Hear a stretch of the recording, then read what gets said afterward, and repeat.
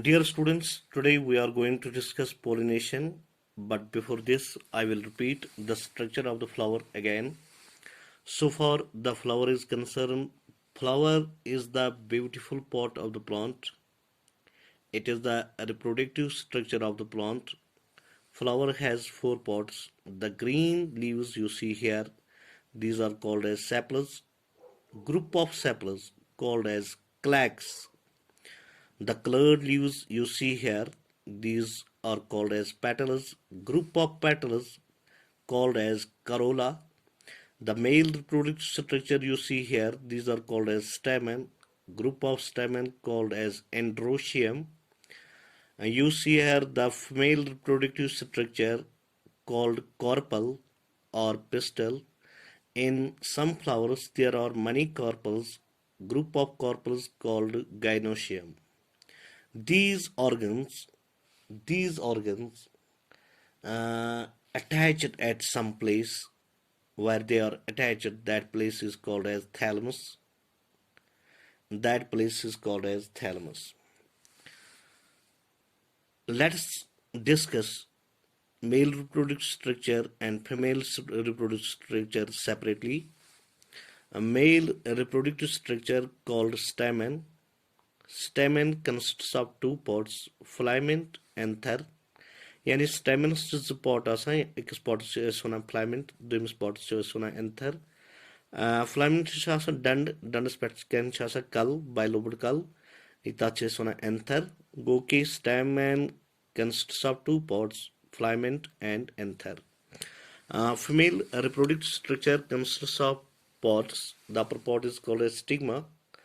The neck part is called as style. The swollen part is called as ovary.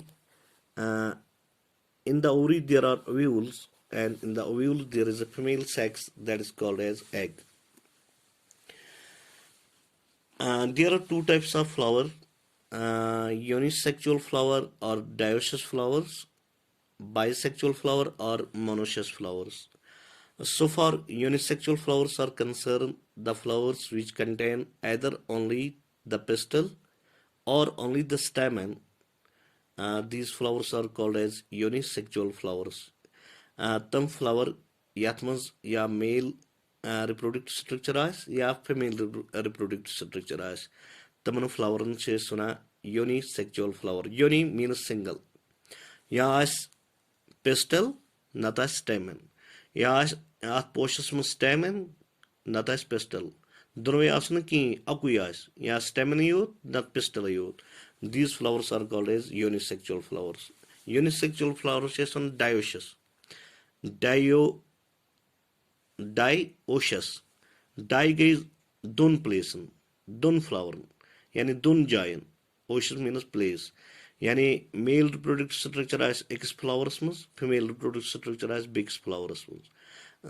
These are called as dioecious. Dioecious, you समझाने खतरों में oecious मतलब को place, not literally meaning oecious place के. इस बुतो इस समझाने खतर वना. Bisexual flower, the flower which has both stamen and pistil.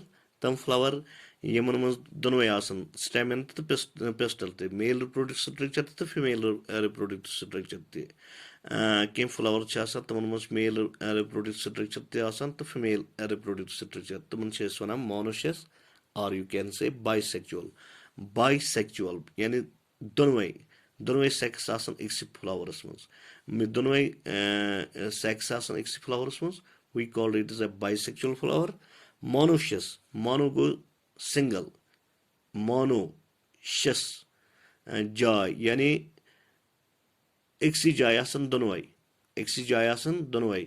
यानी मेल गेमेट तो फीमेल गेमेट आसन एक सी पोषस मज. that is these flowers are called as monoecious. Dioecious flowers यानी unisexual flowers मज तम example तो maize या corn या तो वना शो papaya या cucumber. These flowers are unisexual flowers. Use maize flower छ आसान, papaya flower छ आसान, cucumber तम छ आसान unisexual flower. तो यम bisexual flowers छ आसान mustard that are called as bisexual flower. तमन मज मेल गेमेट फीमेल गेमेट आसान एक्सी पोशस मन we called it is a bisexual flower इन पत्त वुचो अस युस यम मेल गेमेट्स छ आसान युस मेल रिप्रोडक्टिव स्ट्रक्चर स्टेमन छ आसान अत स्टेमनस पेट कन वुचो तुई युस ये एंथर छ आसान इट इज बाइलोब्ड आसान एंथरुक युस ये एंथरुक युस ब्याक तुई वुचान छु डंडी स्ट्रक्चर अत छ वनान फ्लाइमेंट फ्लाइमेंट युस ब्रंकन्युक एंड छ आसान अत छ वनान प्रोक्सिमल एंड युस पिटम एंड छ आसान यथ सत अटैच आसान एंथर अत छ वनान डिस्टल एंड ओकुन छ आस गसन तुता के हालस बुझु तु युत योत यह तुम हायर क्लास मज बोजन डिस्टल एंड प्रोक्सिमल एंड यत वुचु तुई एंथर मज पोलिन ग्रेन्स मज मेल गेमेट तो ये मेल गेमेट सेक्चुअल रिप्रोडक्शन खत्म करने खतर मेल गेमेट तो फीमेल गेमेटुक फ्यूज गसन जरूरी तेल कित पे यम पोलिन ग्रेन्स वथान गसान फीमेल गेमेट किस पॉट्स पे स्टिग्मास पॉट्स पे पेवान तम पे वार वार वसान वातान मेल गेमेट फीमेल गेमेटस नश अत एग्स कर फर्टिलाइज अत फर्टिलाइज पे एग्स बनान जायगोट डेवलप गसान एम्ब्रायोस मज अम पे ओवरी यह साइजस मज बढ़ान वारिया बढ़ान अत ओवरी बनान फ्रूट यम ओव्यूलन बनान सीड ओव्यूलन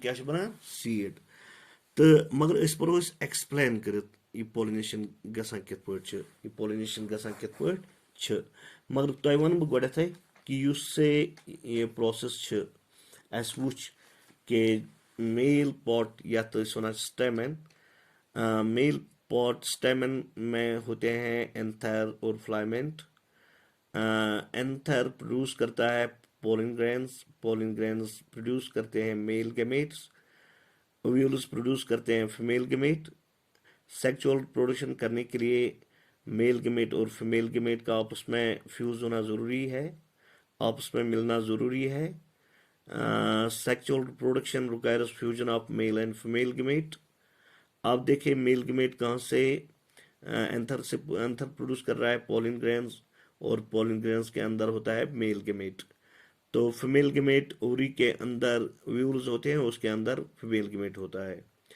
तो उनका आपस में मिलना ज़रूरी है फॉर सेक्सुअल रिप्रोडक्शन तो जो ये मेल गेमेट्स है पोलिन ग्रेन्स है वो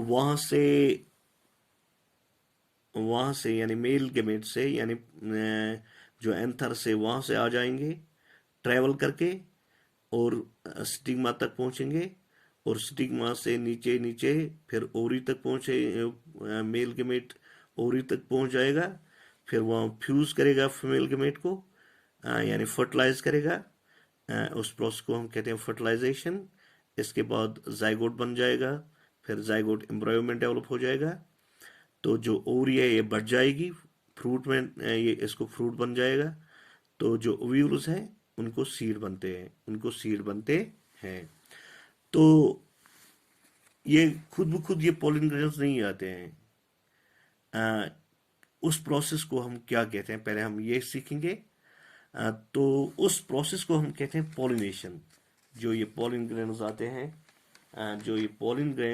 आते हैं एंथर से फीमेल गेमेट तक उस प्रोसेस को हम कहते हैं पोलिनेशन यानी the transference of pollen grains from anther to stigma we called as pollination यानी जिसमें पोलिन ग्रेन्स ट्रांसफर होते हैं एंथर से स्टिग्मा तक यानी एंथर से वो पोलिन ग्रेन्स आते हैं और स्टिग्मा पर पड़ते हैं उस प्रोसेस को हम कहते हैं पोलिनेशन यानी the transference of pollen grains from anther to stigma उसको हम पोलिनेशन कहते हैं पोलिनेशन के दो टाइप्स है there are two types of pollination one you called as self pollination and you called as cross pollination if the pollen grains lands on the stigma of the same flower is called self pollination अगर pollen grains या तो समझाबो तो अगर pollen grains इम पोश के anther पेट पे इम किससे पोश के stigmas pet female reproductive parts pet that is called as self pollination If the pollen grains lands on the stigma of the same flower is called self pollination. Flower है, इसका जो एंथर है, anther से produce हो रहे हैं pollen grains. अब pollen grains यहां से जाकर इसी फ्लावर के स्टिग्मा पर लैंड करते हैं. इस पोलिनेशन को हम कहते हैं self pollination. Cross pollination, when the pollens of flower lands on the stigma of another flower of same plant or that of different plant of the same kind. अगर pollen grains यम पोशिक pollen grains यानी मे anther पे वतन pollen grains तम pen इमके से कुलकिस बेकिस पोशकिस female parts पे. That is called as cross pollination. Cross pollination may be this way. अगर यमिक पोलिन ग्रेन्स यानी एंथर पे यम पोलिन ग्रेन्स हम पेन इमके नस्ल किस बेकिस कुलकिस फीमेल पॉट्स पे यानी युस फीमेल पॉट फ्लावर स्टिग्मा तथ पे पेन. That is also called as cross pollination. यानी क्रॉस पोलिनेशन में समझो तो when the pollens of pollen grains of flower lands on the stigma of another flower of same plant or that of different plant of same kind. यत तोर तो यत wushu तो असल पड़ क्रॉस पोलिनेशन वुशु तो असल पड़. अगर पोलिन ग्रेन्स यानी ये पोश at male reproductive structure at male reproductive report आसान फिलामेंट एंथरस में पोलिन ग्रेन्स पोलिन ग्रेन्स पेन इमकिस कुलकिस बेकिस पोशकिस फीमेल पॉट्स पे यानी स्टिग्मास पे तथ वन क्रॉस पोलिनेशन. या यम पोलिन ग्रेन्स यम कुलिक पोलिन ग्रेन्स यानी एंथर पे वथ पोलिन ग्रेन्स तम पेन बेकिस कुलकिस मगर इमके के नस्ल किस बेकिस कुलकिस पोश किस फीमेल पॉट्स पे तथ वनो क्रॉस पोलिनेशन. मगर ये पोलिनेशन पाने गसान कह पोलिनेशन पाने गसान कि अत पोलिनेटिंग एजेंट्स यम अत पोलिनेशन करान इंसेक्ट्स केम अत पोलिनेशन करान यस पर केम बेहान पोशन पे तम तहजन पकान तहज बॉडी पोलिन ग्रेन्स लारान पे तम केम वतन बेहान बेकिस पोशस पे तम सत पोलिनेशन गसान. हवा के जरिए हवा पोलिन ग्रेन्स और योर त्रावान अक जाय पे बेकिस जाय तम जरिए तह पोलिनेशन गसान. आब जरिए रूद पेवान तम तम कि जरिए तह पोलिनेशन गसान. गो पोलिनेशन पाने गसान कि अत एजेंट यम पोलिनेशन करान बर्ड्स तह पोलिनेशन करान या एयर तह पोलिनेशन करनस में मदद करान. वाटर इंसेक्ट्स या बी युस नेक्टर पोशन चेन मगर नेक्टर चवन चवन तस बॉडी तसन तम लेगन गसान लरित यम पोलिन ग्रेन्स पे ये बी बेवान बेकिस कुलकिस पोशस पे या इमकिस कुलकिस बेकिस पोशस पे पोलिन ग्रेन्स तत पेवान तम सत पोलिनेशन गसान. यस पर वो पोलिनेशन गो यस पर पोलिन ग्रेन्स गई यत थो तो याद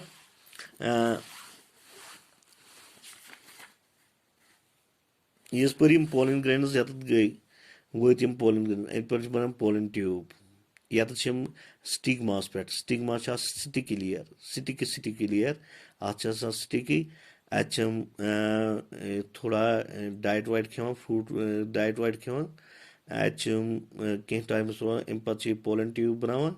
अत मेल गेमेट करान फर्टिलाइज यत फीमेल एग्स. इस पर फर्टिलाइज करान फीमेल एग्स अत बनान zygote fusion of male and female gamete. That is called as fertilization. अम पे बनान जाइगोट गसान एम्ब्रॉयस मज डेवलप यानी ओवरी गसान बड़ा बड़ा इन साइज अत बनान फ्रूट. यम ओव्यूल्स तथ बनान सीड